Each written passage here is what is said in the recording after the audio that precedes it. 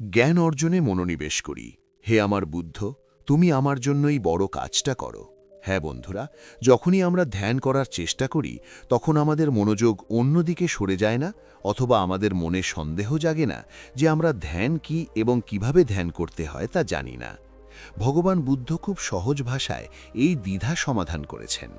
ভগবান বুদ্ধকে ধ্যানের প্রতীক হিসেবে বিবেচনা করা হয় এবং তিনি ধ্যানের পদ্ধতিগুলি এত সহজভাবে ব্যাখ্যা করেছেন। আর কারো বলা এই গল্পটি শোনার পর ধ্যান সম্পর্কে তোমার কোনো সন্দেহ থাকবে না। তাহলে গল্পটি শুরু করা যাক। একবার তার এক শিষ্য বুদ্ধের কাছে এসে বললেন, বুদ্ধ, আমি আপনার সান্নিধ্যে আছি ৩ বছর হয়ে গেছে। আমি আপনার নির্দেশ অনুসারে ধ্যান করি, তবুও ৩ বছরের ধ্যান থেকে আমি কিছুই অর্জন করতে পারিনি। যেখানে আমার বন্ধুরা বলে যে তারা ধ্যানের মাধ্যমে কিছু না কিছু অর্জন করেছে, কিন্তু তাহলে আমি কেন কিছুই অর্জন করতে পারিনি?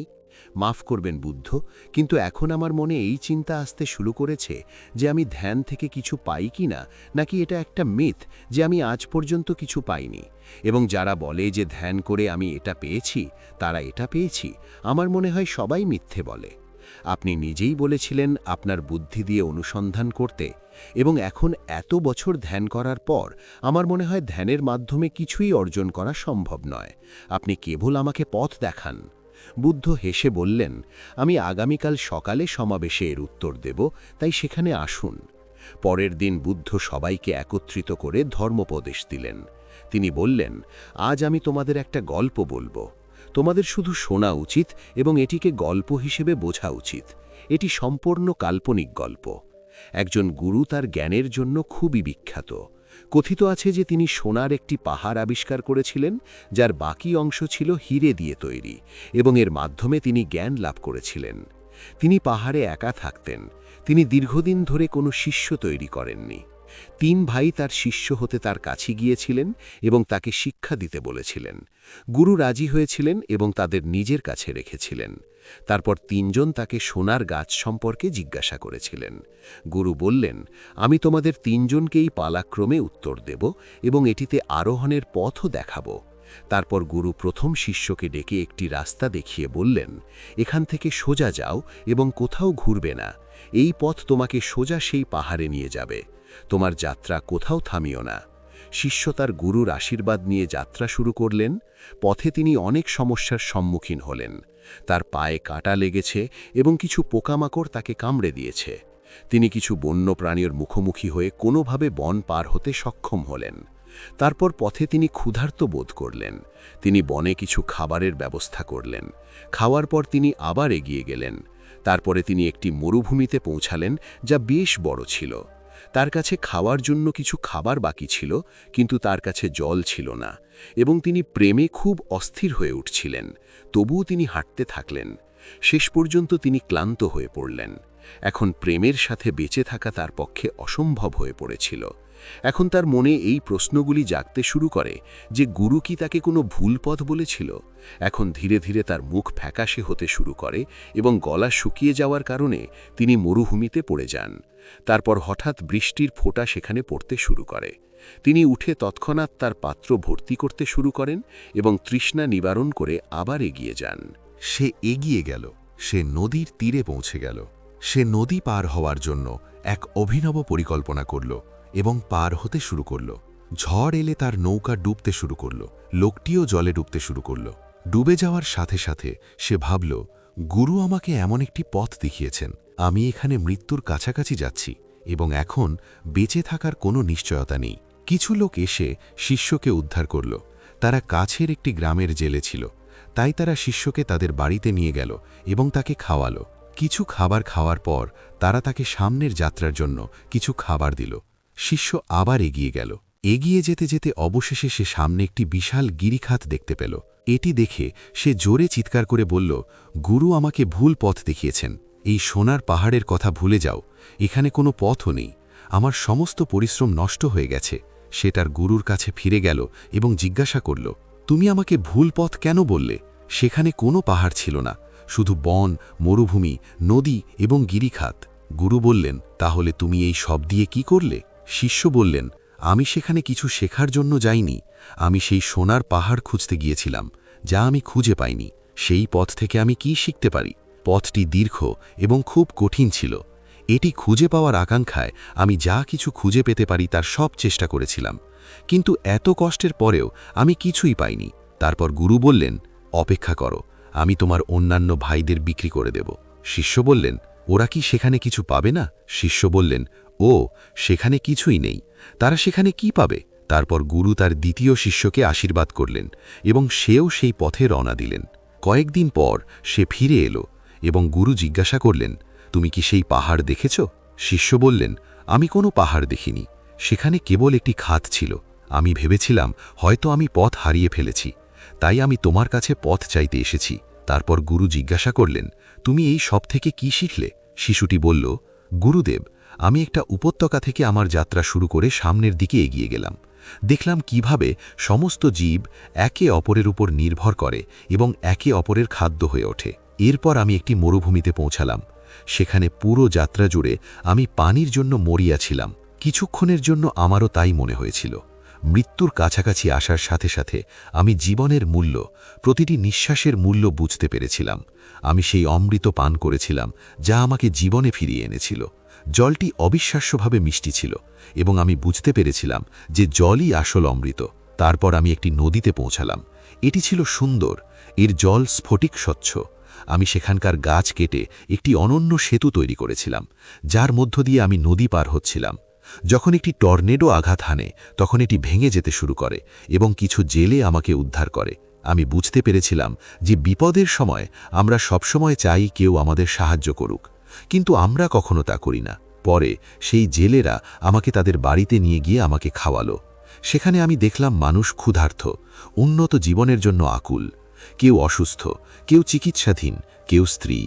আমার ভেষজ সম্পর্কে সামান্য জ্ঞান ছিল, তাই আমি সেখানে একটি অসুস্থ শিশুকে চিকিৎসা করে সুস্থ করেছিলাম।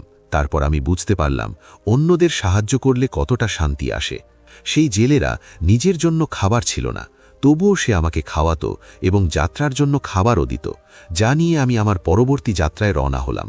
তারপর আমি এক ভাইয়ের কাছে পৌঁছালাম। সে আমার কাছে খুব শান্ত মনে হচ্ছিল। আমি সেখানে কারও আওয়াজ শুনতে পাচ্ছিলাম না, আমি কেবল আমার শ্বাস নিঃশ্বাস শুনছিলাম। সেই সময় আমার মনে হয়েছিল যে আমি তোমার দেখানো পথ থেকে বিচ্যুত হয়ে গেছি, কারণ সেখানে কোনো সোনার শিষ্য ছিল না। তারপর আমি সঠিক পথ চাইতে আপনার কাছে ফিরে এসেছিলাম। সেখান থেকে সেই শিষ্য বললেন, গুরুদেব, আমি ভুল পথে চলে গিয়েছিলাম। গুরু বললেন, আপনি সঠিক পথে চলে গিয়েছিলেন এবং শীঘ্রই আপনি সেই পাহাড়টি খুঁজে পাবেন। তারপর গুরু তার তৃতীয় শিষ্যকে জিজ্ঞাসা করলেন, আপনি কি সেই পাহাড়টিও খুঁজে পেতে চান? আমার শিষ্য বললেন, গুরুদেব, আমাকে সেই জায়গায় নিয়ে যান। আমি জানি না পথে পাহাড় পাবো কিনা, তবে আমার ভাইয়েরা আমাকে এই সম্পর্কে বলেছে। আমি জানতে চাই আমার শিষ্য ভাইয়েরা আমাকে কি বলেছে। তারপর তৃতীয় শিষ্য বরুর আশীর্বাদ নিয়ে যাত্রা শুরু করলেন। কয়েকদিন পর তিনি সেখানে পৌঁছলেন। গুরুকে দেখে তিনি বুঝতে পারলেন যে তিনি পাহাড়টি খুঁজে পেয়েছেন। তার মুখে এক অন্যরকম উজ্জ্বলতা ফুটে উঠল। তিনি বেশ শান্ত ছিলেন। শিষ্য গুরুকে প্রণাম করে বললেন, হে গুরুদেব, আপনি যে পথ দেখিয়েছেন তার জন্য আমি অত্যন্ত কৃতজ্ঞ। আমি সেই সোনার পাহাড়টি খুঁজে পেয়েছি, যার বাকি অংশ আপনার দ্বারা তৈরি। এই কথা শুনে অন্য দুজন জিজ্ঞাসা করলেন, আপনি কি আমাকে সেখানে দাঁড়িয়ে থাকতে দেখেছেন? তৃতীয় শিষ্য বললেন, আমি এটা খুঁজে পেয়েছি। তোমার যা কিছু ছিল সবই আমি অনুভব করেছি। অবশেষে আমি সেখানে শান্তি পেয়েছি, আর কোথাও শান্তি পাইনি। আমি জানতাম আমি সঠিক পথে আছি। পাহাড়টি সেখানে ছিল। এটি খুঁজে পেতে আমি উপত্যকায় পা রাখলাম। সেই সময় আমার মনে অনেক সন্দেহ ছিল, কিন্তু আমি মৃত্যুকে দুবার কাছ থেকে দেখেছি, তাই আমি এটিকে ভয় পাইনি। এখন আমি কেবল পাহাড়টিকে চেয়েছিলাম এবং আমি এর দিকে এগিয়ে গেলাম। যত এগিয়ে গেলাম আমি দেখলাম যে উপত্যকায় পড়ার পরিবর্তে আমি বাতাসে উড়ছি। এভাবে হাসতে হাসতে আমি এগিয়ে যেতে থাকলাম। আমি গিয়ে খাদ পার হয়ে গেলাম। যখন আমি সামনে পৌঁছলাম তখন খুব অন্ধকার ছিল এবং কোনো আলো ছিল না। এরপরে যখন আমি আরও এগিয়ে গেলাম আমি দেখতে পেলাম যে সামনে আলো ছিল এবং এটি এত উজ্জ্বল ছিল যে আমি এতে কিছুই দেখতে পাচ্ছিলাম না। তবুও আমি সোজা সামনে এগিয়ে যেতে থাকলাম। সেই সময়েও আমি খুব ভয় পেয়েছিলাম, কিন্তু তবুও আমি এগিয়ে যেতে থাকলাম এবং অবশেষে আমি সেই সোনালী পাহাড়ে পৌঁছে গেলাম, যা ছিল গল্পের বাকি অংশ। সেখানে পৌঁছানোর পর আমার মন সম্পূর্ণ শান্ত হয়ে গেল এবং আমি খুব খুশি হলাম এবং আমার হৃদয় আনন্দে ভরে গেল।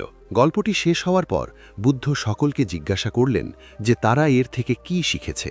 তারপর বুদ্ধের শিষ্যরা হাত জোড় করে তার সামনে দাঁড়িয়ে বললেন যে এই যুদ্ধটি ছিল সেই 3 সন্তানের গুরু কর্তৃক তাদের দেখানো পথ। সেই পথটি ছিল তাদের অন্তরের গল্প। প্রথম সন্তানের নিষ্ঠা এবং নিষ্ঠা সঠিক ছিল, কিন্তু সে উচ্চাকাঙ্ক্ষী ছিল এবং তার পথে আসা কোনো কিছু থেকে সে কোনো জ্ঞান অর্জন করেনি। সে সম্পূর্ণ উচ্চাকাঙ্ক্ষী হয়ে উঠল। তার মনে কেবল সেই পাহাড়টি নড়ছিল, যার কারণে সে তার চারপাশের জিনিসগুলি থেকে কিছুই শিখতে পারছিল না, যেখানে তার চারপাশে জ্ঞান ছিল। দ্বিতীয় শিষ্য মৃতদেহটি দেখে বুঝতে পেরেছিলেন যে প্রকৃতি কিভাবে কাজ করে এবং জীবন কিভাবে বেঁচে থাকে। মৃত্যুর সময় কেমন লাগে তিনি মৃত্যু এবং শ্বাসের মূল্য বুঝতে পেরেছিলেন। তিনি অমৃতকে চিনতে পেরেছিলেন যে জল অমৃত। তিনি শেষ প্রান্তে গিয়েছিলেন এবং শেষ প্রান্ত থেকে ফিরে এসেছিলেন, যেখানে তিনি তার গন্তব্যে পৌঁছেছিলেন।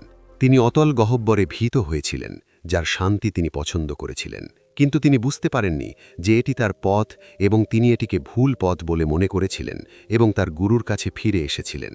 কিন্তু এই যাত্রা থেকে তিনি কিছু অর্জন করেছিলেন। কিন্তু তৃতীয় শিষ্যের সেই পথে পৌঁছনোর কোনো কৌতূহল ছিল না। পাহাড় সে কেবল পথ জানতে চেয়েছিল, তা দেখতে চেয়েছিল। তার সাথীরা যা দেখেছিল, অবশেষে সে সব কিছুই অনুভব করেছিল। পার্থক্য ছিল কেবল এই যে সে অতল গহ্বরে চলে গিয়েছিল, যেখানে এক অসীম শান্তি ছিল। সে অন্ধকারে এগিয়ে যেতে থাকে, এই সব অনুভব করে। কিছুক্ষণ পর সে আলো দেখতে পেল এবং যে পাহাড়ের খোঁজ করছিল সে ছিল সেই পাহাড়টি, আর কেউ নয়, বুদ্ধ। এর মধ্যে সোনা ছিল তার শরীর, যেখানে হীরা এবং কষ্ট ছিল তার মন, যেখানে সে এত জ্ঞান এবং শান্তি অনুভব করেছিল। এখন যে মুখটি আমাকে বলেছিল যে 3 বছরে ধ্যানের মাধ্যমে সে কিছুই অর্জন করতে পারেনি, সে যুদ্ধে গিয়ে বলল, আমাকে ক্ষমা করো, আগে আমি তোমার প্রথম শিষ্য ছিলাম, কিন্তু এখন আমি চেষ্টা করব যে আমি তোমার দ্বিতীয় শিষ্য হয়ে উঠি। এখন এই প্রশ্নটি নিয়ে আমার মনে কোনো সন্দেহ নেই।